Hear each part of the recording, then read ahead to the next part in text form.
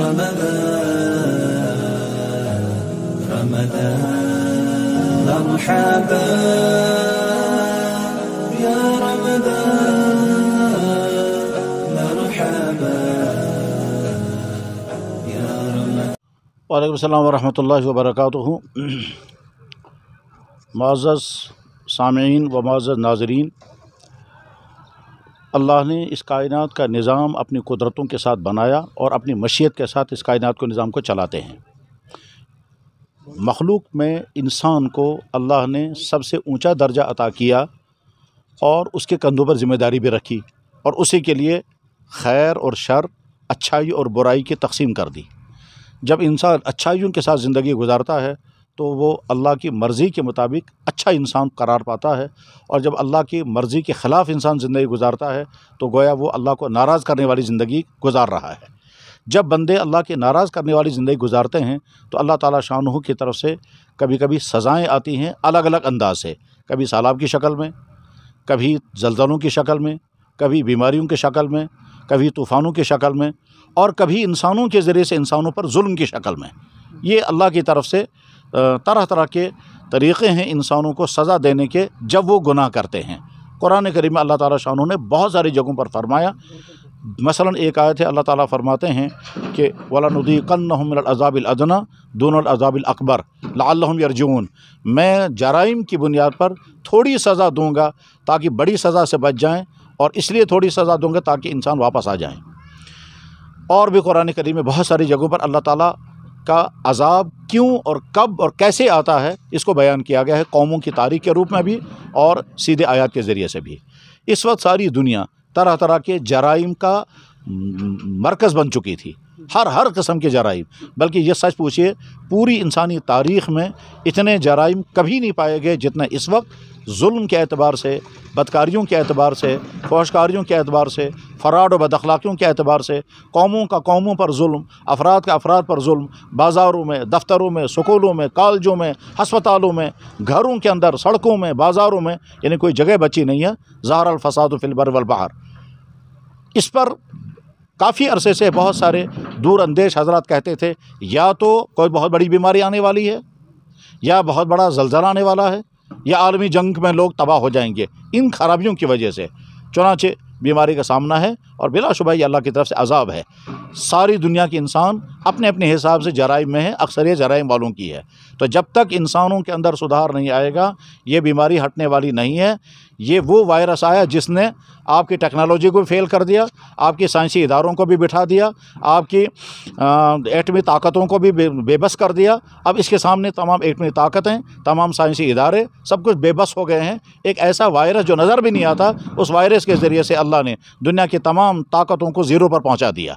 यहाँ समझ में आ जाना चाहिए अल्लाह की ताकत क्या है कि वो जब चाहेंगे इंसानों की तमाम ताकतों को मकड़ी की जाले की तरह से बर्बाद कर सकता है। सूरत हाल इस वक्त यही है। लोगों में सुधार आ जाना चाहिए और हर सतह पर सुधार आना चाहिए, हर तबके में सुधार आना चाहिए, तो उसके बाद फिर इस बीमारी के दूर होने की उम्मीदें की जा सकती हैं।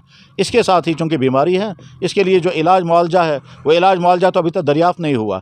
वैक्सीनें हैं, वैक्सीन का मतलब ये है उम्मीद है आइंदा आप इस वायरस के शिकार नहीं होंगे। हालांकि ऐसा भी पाया गया कि वैक्सीन होने के बाद भी लोग शिकार हो गए। वजह उसकी यह है कि असल में वायरस हर कुछ अरसे के बाद अपना रूप बदल रहा है, और अब तक तकरीबन 12 या 15 इसकी किस्में बन चुकी हैं। और वैक्सीन जो है वो किसी एक या दो किस्मों के लिए बना है, और बाकी तमाम किस्मों के लिए वैक्सीन कामयाब दिफा है या नहीं, तमाम मेडिकल इस वक्त इंतज़ार में है कि हातमी बात नहीं बता सकते। बहरहाल इस वक्त वैक्सीन दरअसल आइंदा बचने की एक तदबीर है। ये 100% कामयाब है या किसी हद तक कामयाब है ये तो वक्त बताएगा। और उससे पहले जो कुछ हमारे पास बचने की तदाबीर हैं वो हैं, नंबर 1 अल्लाह से तौबा, अपनी ज़िंदगी का सुधार। नंबर 2 जो मेडिकली एहतियातें बताई जा रही हैं, मास्क का इस्तेमाल और डिस्टेंस का एहतमाम और इसी तरह से सफाई, ये 3 चीज़ें बहरहाल सब लोग करेंगे।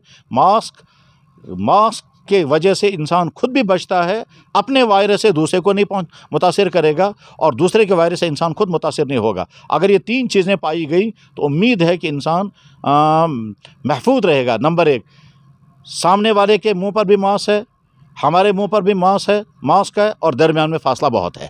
ये 3 चीज़ें जो ही जमा हो जाएंगी, उसके बाद इस वायरस के आने के इम्कानात कम से कम तर हो जाएंगे।